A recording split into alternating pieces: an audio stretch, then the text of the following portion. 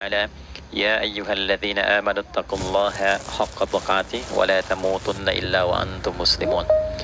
Keluargaku sekalian yang terhimpun di dalam Perbagas, Pertamina Gas, kita mengawali dengan bermohon kepada Allah semoga siapapun yang berada di ruangan ini atau terhubung dalam kajian ini, semoga senantiasa dijaga, diberkahi, dan dilindungi dalam kebaikan oleh Allah Subhanahu wa Ta'ala. Kita doakan yang bertugas di luar kota. Tadi saya dengar info juga Pak Direktur sedang di Semarang. Semoga giatnya dimudahkan oleh Allah dan semoga diberikan keberkahan. Ada satu bagian yang penting amanat Nabi di hadis Muslim pada satu sifat kepemimpinan, bahwa di antara sifat pemimpin dan yang dipimpin itu harus selalu membangun kekompakan dengan nilai cinta dan doa. Ini yang sering dilupakan. Nabi pernah menyampaikan, dan penyampaian ini, hadis ini didokumentasikan oleh Imam Muslim dalam satu kalimat yang singkat, padat tapi mengikat. Khiyaru a'immatikum man tuhibbunahu wa yuhibbunakum. Pemimpin yang baik itu adalah pemimpin yang kalian mencintainya dan ia pun mencintai kalian. Nah, membangun cinta itu salah satu jembatannya dengan doa. Oleh karena itu, di antara doa yang dianjurkan saat Anda memulai pekerjaan, itu bukan hanya untuk pribadi, lancarkan pekerjaan saya, tapi juga sehatkan pimpinan saya. Pimpinan mendoakan sehatkan anggota saya, sehingga semua itu melahirkan sifat harmoni yang memberikan kenyamanan dan kebahagiaan dalam bertugas. Nah, izinkan saya mengawali dengan itu dulu, karena itu di antara sunnah yang seringkali terlupakan, sehingga bekerja itu lebih banyak dilakukan dengan tekanan menyelesaikan tugas dibandingkan dengan rasa cinta untuk bisa memberikan nilai ibadah di dalamnya. Yang kedua, semoga sholat kita diterima oleh Allah Subhanahu wa Ta'ala. Nah, yang kedua ini tidak cukup dengan amin. Kita harus tahu dulu standar penerimaan itu seperti apa. Dan yang kedua, kenapa harus sholat?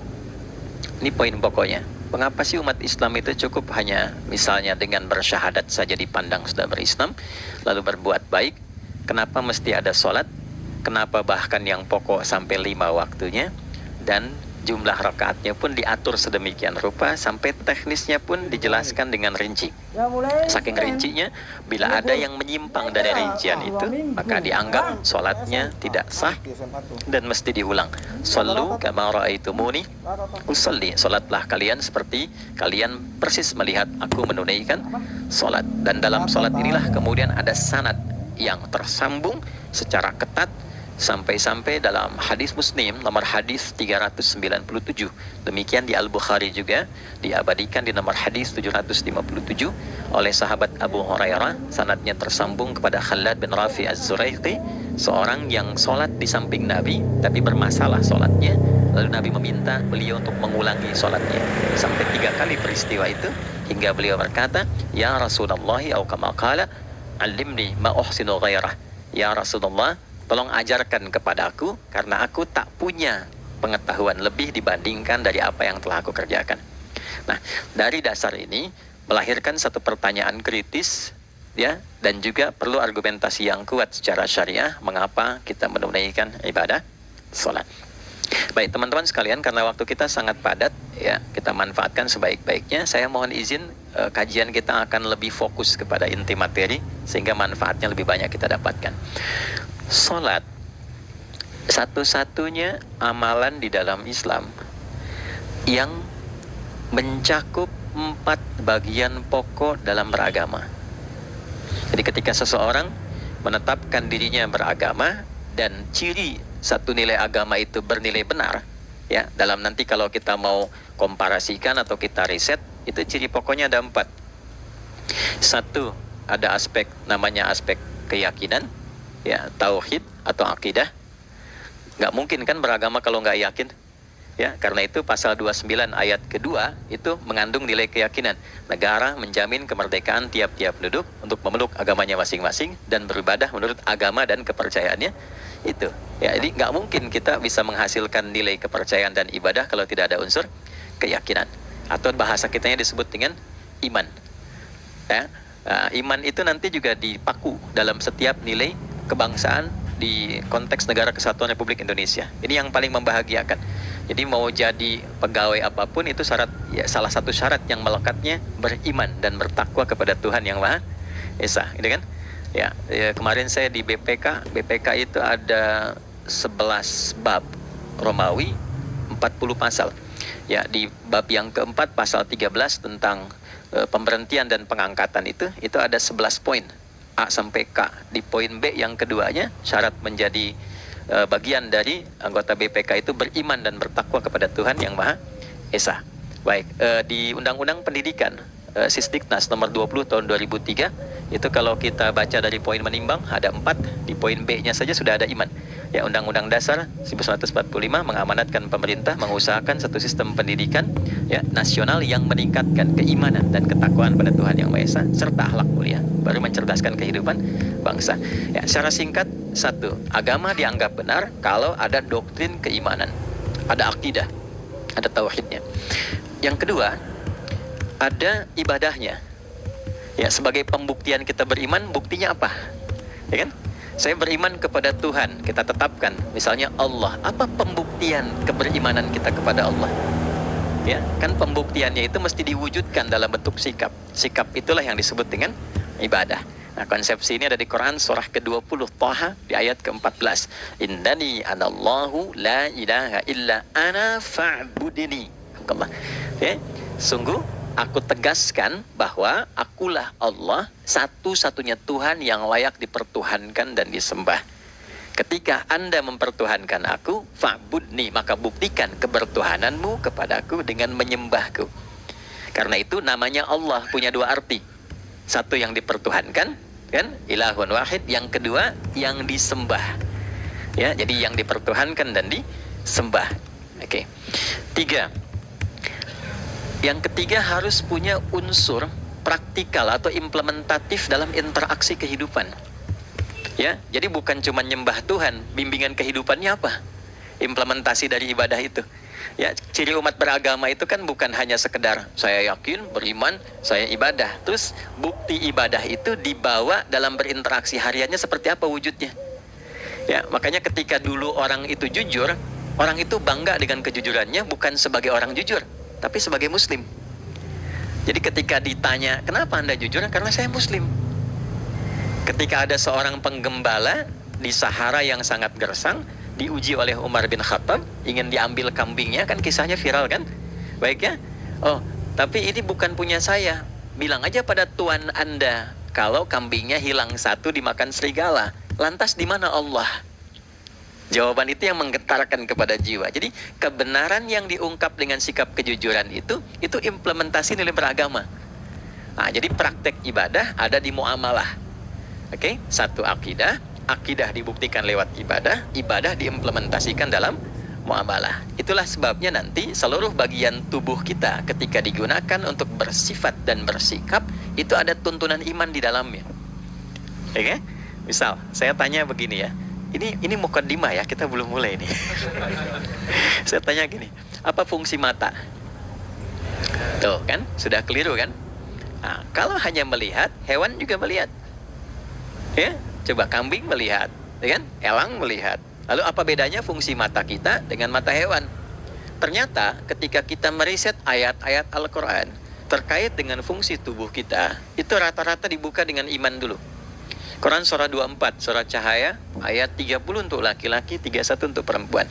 Qul lil mu'minin, ya Muhammad katakan, viralkan pada pria-pria yang menyatakan dirinya telah beriman. Yaghuddu min absarihim, gunakan pandangannya itu yang dibimbing oleh imannya untuk melihat yang baik saja menurut standar imannya. Jadi kalau menurut imannya tak baik, gak boleh dilihat. Karena itu ketika Anda sudah mengatakan asyhadu an la ilaha illallah, asyhadu anna Muhammad Rasulullah, kalimat itu dari lisan turun ke hati, itu jadi cahaya ke bagian tubuh kita. Makanya ketika Anda melihat, itu ada cara pandang tertentu yang dibimbing iman, standarnya beda dengan tanpa iman. Kalau nggak ada iman, semua mungkin terlihat. Tapi ketika ada iman, hati kecil Anda akan bicara, ini nggak baik. Palingkan. Nah, memalingkan dari yang tak baik menurut iman, itu namanya ghaddul basar. Oke, perempuan juga begitu, setara. Wa kullil mu'minati yaghdudna min absarihinna. Dan katakan pada setiap perempuan yang menyatakan dia beriman, maka gunakan pandangan itu dengan bimbingan imannya. Ketika tak baik menurut imannya, palingkan. Ya, Anda lihat kajian di YouTube, terus ada iklan kan? Nah, terus menurut standar iman nggak bagus, itu otomatis akan nggak suka itu. Ya, pasti dipalingkan. Ya, Anda kalau naik pesawat tuh ya, tugas keluar tuh, perbagas tugas keluar. Kalau pramugari lagi demo tuh yang dilihat pramugarinya apa demonya tuh. Nah, iman itu akan bekerja di situ tuh. Ya, palingkan tuh. Nah, sama dari mata turun ke, jangan langsung ke hati aja, ke lisan dulu kan? Ya, ke mulut kan? Itu mulut tuh ketika digunakan fungsinya, imannya disebut dulu. Ya, Quran surah 49 ayat 11 misalnya, ya. Ya ayyuhalladzina amanu, imannya dulu. La yaskhar qaumin qaum. Ayat 12-nya la yaghtab ba'dukum ba'dha. Hai orang-orang yang telah menyatakan beriman. Kalau pakai alladzina disebutkan 1080 kali dalam Al-Qur'an, itu kalimatnya diksinya singkat, padat, mencakup semua tanpa sekat. Oke, jadi kalau laki-laki, perempuan, tua, muda, besar, kecil, beda strata, duniawi, itu semua tercakup di dalamnya. Hei semua yang telah menyatakan beriman, gunakan imanmu untuk membimbing lisanmu bertutur. Kalau masih merasa punya iman, jangan gunakan lisan untuk mencela, merendahkan orang, untuk bergibah, membuat hoax. Didetilkan oleh Nabi, kalimatnya jelas. Man kana yu'minu billahi wal yaumil akhir falyakul khaira aw liyasmut. Siapapun. Nah, dari alladzina ketika dirinci pakai man. Ya, man itu bentuk tunggal, ya, personal, tapi maknanya general. Jadi kalau Anda, saya, kita baca ayat atau hadis ada man, posisikan Nabi sedang bicara ke kita. Ya, Hadi Hidayat, posisikan Nabi bilang gitu tuh. Kalau engkau merasa beriman sama Allah dan yakin dihisab di hari kiamat, jaga lisanmu. Katakan yang baik dengan bimbingan imanmu, tak mampu engkau diam. Jadi cukuplah suami istri itu menggunakan satu hadis ini, pasti sakinah itu muncul dalam kehidupan rumah tangganya. Ya, itulah sebabnya kenapa sakinah didahulukan dibanding mawaddah. Hati-hati ya, Mbak, walaupun namanya sakinah nggak ada ini nggak akan datang tuh ketenangan tuh. Ya, ada yang tahu nggak rahasianya? Kenapa sakinah duluan dibanding mawaddah? Ya, 5 juta. Ya, waktu habis karena padat sekali. Maddah jamaknya mawaddah, rasa kasih yang tumbuh dari pemberian materi. Jadi kalau rumah tangga itu ingin cenderung pada kebahagiaan, boleh berbagi dengan materi. Ya, istri cemberut, ya, Anda datang dengan senyuman, sayang, kenapa? Ya, ini emas 2 kilo, ya. Nah itu pasti sehat lagi tuh. Ya, itu mawaddah. Tapi maaf, walaupun Anda mapan bekerja, harta cukup melimpah, ruah, tapi tidak ada ketenangan di rumah tangga, tidak ada sakinah, maka hampa kehidupan rumah tangga itu. Itulah sebabnya kenapa di Quran sakinah lebih dulu dibandingkan dengan mawaddah. Saya tanya ibu deh, ibu pilih mana? Kaya tapi gelisah atau miskin tapi tenang? Oke. Saya paham itu. Saya paham. Suami juga sepakat semua ya. Artinya apa? Kita nggak bisa menghilangkan unsur ketenangan. Oke, itu hanya pembuktian argumentatif ya, supaya kajiannya lebih kepada argumen. Jadi ada akidah terkorelasi dengan ibadah, implementasinya di aspek muamalah. Nah, nanti cara bermuamalahnya diatur lewat akhlak namanya. Bagaimana bermuamalah yang baik? Kan Anda, maaf ya, berekspresi kepada pimpinan dengan kawan kan berbeda. Oke, kepada orang tua dengan anak kan lain. Nah, yang mengatur interaksi kita sehingga terjalin harmoni yang baik, itulah yang disebut dengan akhlak.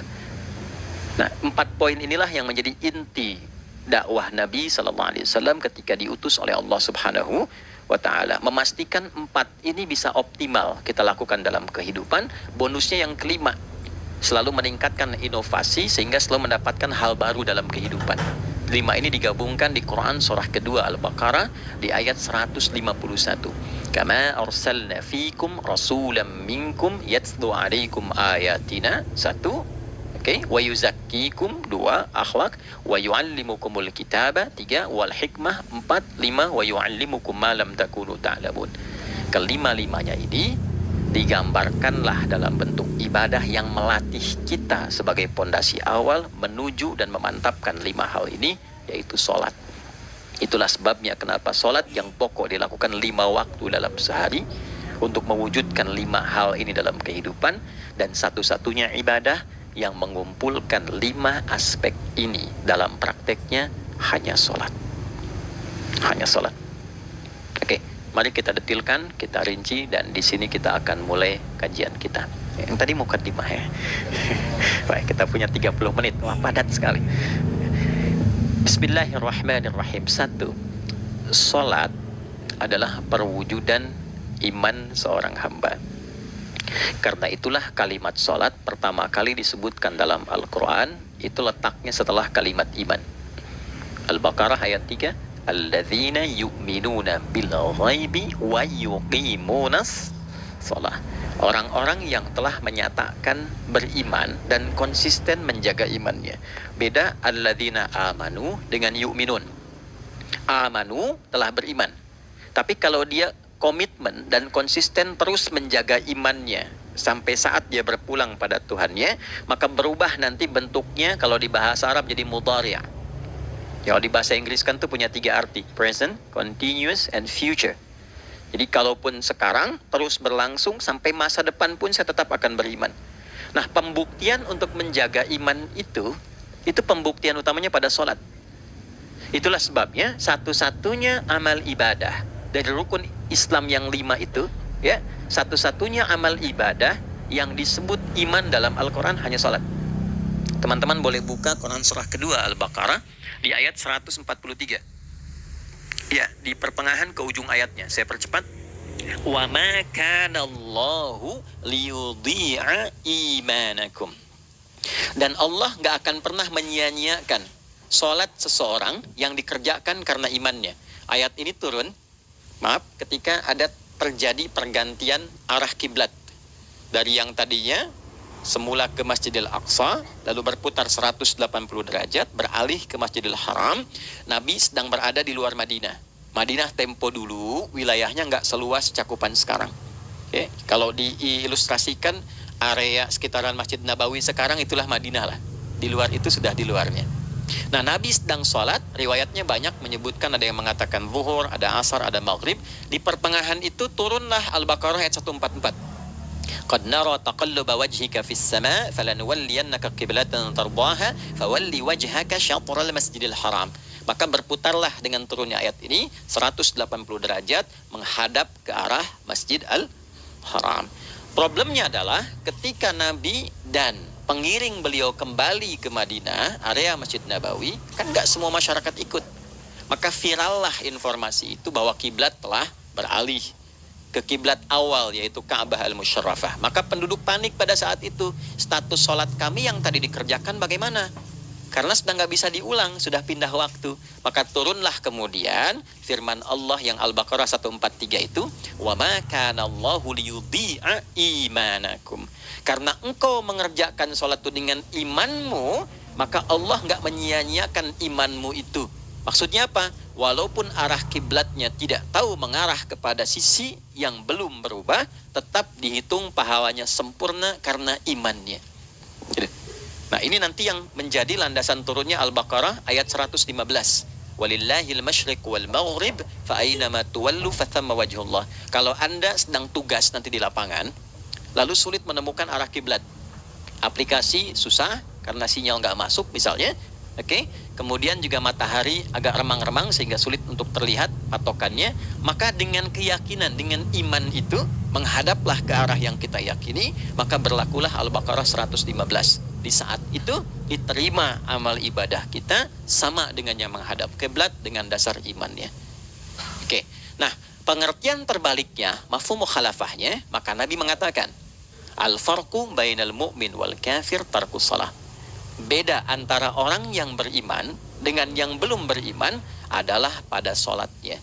Jadi kalau ada orang mengatakan sudah beriman dan tidak menunaikan sholat, ini artinya keimanannya belum diakui sepenuhnya oleh Allah Subhanahu wa Ta'ala. Jelas ya? Halo, kenapa sedih begini? Maaf, saya terlalu cepat gak? Enggak ya? Baik. Jadi dalam poin ini penting pembedanya di sholat.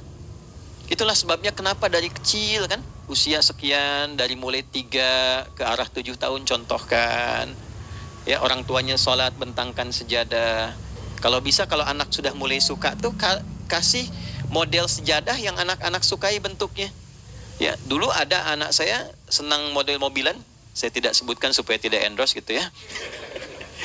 Dikasih sejadah dengan pola itu, dia senang tuh ikutin. Kita nggak minta sholat, dia datang sendiri. Ya, nanti setelah mulai 7 tahun kan baru diajarkan dengan baik, diajak ke masjid kalau yang laki-laki. Demikian seterusnya. Ya, mengapa dari awal dituntun seperti itu? Untuk memberikan sebuah penguat bahwa penjagaan iman dimulai dari sejak dini. Ya, tapi di Indonesia saya perhatikan kelasnya sudah advance. Ya, TK sudah manasik gitu. Okay. Itu satu ya. Karena nanti kalau Nabi bilang begitu artinya akan terjadi orang mengatakan beriman tapi tidak sholat. Ya, makanya keras dari awal Nabi katakan bahwa pembeda antara orang yang beriman dengan yang baru klaim beriman itu pada sholatnya. Ya, pada sholatnya. Mengerjakan sholat maka sah status imannya, tidak menunaikan sholat maka bermasalah imannya. Itu poin yang pertama. Yang kedua teman-teman sekalian, ibadah. Kita lanjut ya. Sholat adalah bagian pokok terpenting dari ibadah. Nah, di sini kita akan mulai membuka sedikit rahasia terkait dengan aspek ibadah ini.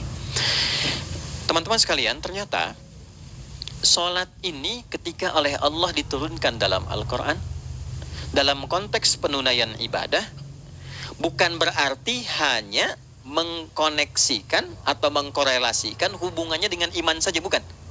Karena saya beriman, saya buktikan ibadah nyembah Allah lewat sholat. Dalilnya Quran surah ke-20 ayat 14. Innani anallah la ilaha illa ana. Aku tegaskan akulah Allah, gak ada Tuhan yang layak dipertuhankan dan disembah kecuali saya. Fa'budni, kalau Anda telah menyatakan beriman padaku, buktikan keberimananmu dengan menyembah saya dalam ibadah.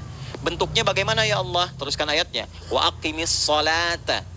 Tunaikan sholat sebagai bukti ibadah. Itu li dzikri, sebagai zikir kepadaku. Jadi korelasi antara ibadah dengan iman sudah kita sebutkan dalilnya. Sekarang ibadahnya tersendiri ketika ditunaikan, apa manfaat dari ibadah itu? Mengapa mesti ada 5 waktu? Dan apa turunan manfaatnya dalam kehidupan kita? Kalau kita mengerjakan itu, dampaknya kepada kehidupan kita apa? Nah, inilah indahnya di dalam Islam, dijelaskan dalilnya, diberikan contohnya, diberikan alasannya, dan yang paling indah, diberikan penjelasan dengan detail tentang manfaat-manfaatnya. Ini tidak ditemukan di dalam konsep keyakinan manapun. Kalau teman-teman boleh mau riset silahkan. Ada nggak satu keyakinan agama tertentu yang dari ibadahnya tuh diatur? Cara memulainya, bacaannya, detailnya, manfaatnya, waktunya, sampai dengan hasilnya, sampai kiamatnya. Ini menunjukkan bukan karya manusia. Bukan karya manusia. Kalau karya manusia setiap orang bisa buat itu. Ya, ketika ini menunjukkan bukan karya manusia, maka pertanyaannya dengan cara apa lagi Allah memberikan pembuktian pada kita bahwa Ia Tuhan yang hak yang harus kita sembah. Nah, kalau sudah paham, mari kita rincikan turunan tentang sholat ini. Kita mulai satu-satu teman-teman sekalian dari waktu sholat. Alhamdulillah. Seperti kita ketahui waktu sholat ada 5. Tapi yang sering kita dapati dari yang 5 ini tidak semua orang mengetahui tentang makna dari nama dan pembagian di waktu ini. Yuk kita mulai rincikan. Sholat yang pertama namanya apa? Nggak usah khawatir, menang nggak dapat hadiah kalau benar. Salah juga keterlaluan. Oke, 1 subuh. Dia satu-satunya nama sholat yang punya 2 nama ya, subuh dan fajar. Oke, Pak Fajar, Pak waktu sholat. 2 zuhur. 3 asar. 4 maghrib. 5 isya. Oke, rumus hitungannya 24 434 ya. Rumus bilangannya 24 434. Kalau mau tanya nomor koneksi dengan Allah 24 434, 2 subuh, 4 zuhur, 4 asar, 3 maghrib, 4 isya. Oke, pertanyaannya, apa artinya nama itu? Selama ini jangan-jangan kita hanya tahu namanya tapi tidak memahami maknanya. Itu poinnya.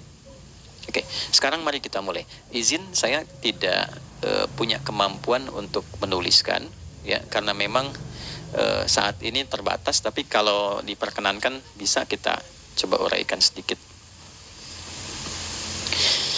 Baik.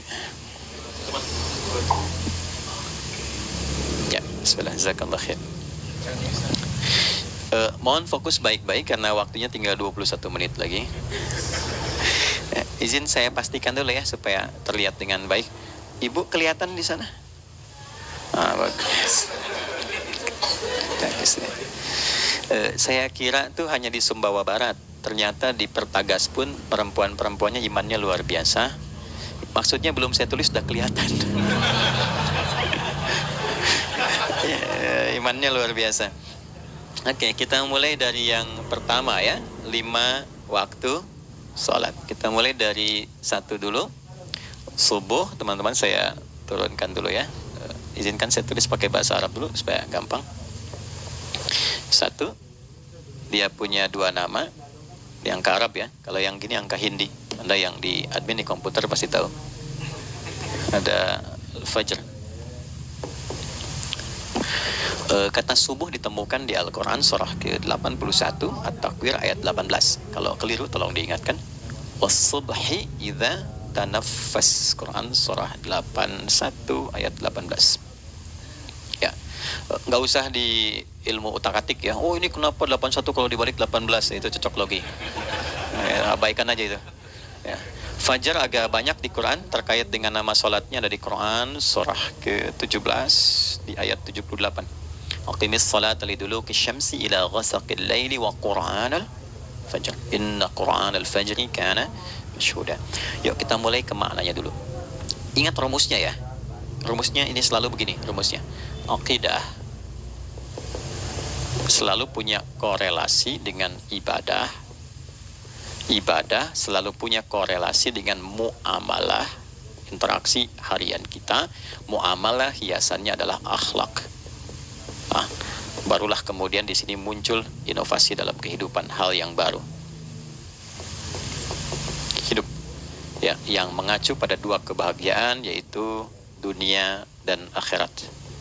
Ya, konsepsi ini nanti ditemukan di Quran surah ke-2 Al-Baqarah ayat 201 dan menjadi doa paling favorit umat Islam Indonesia saat ini. Rabbana atina fid dunya fil akhirati. Oke, ya cukup. Subuh. Ini rumus dasarnya. Dari akidah kita beriman, pembuktian imannya lewat ibadah sholat. Apa hubungan sholat dengan aktivitas harian kita? Subuh asalnya terkorelasi dengan kata asbah. Oke?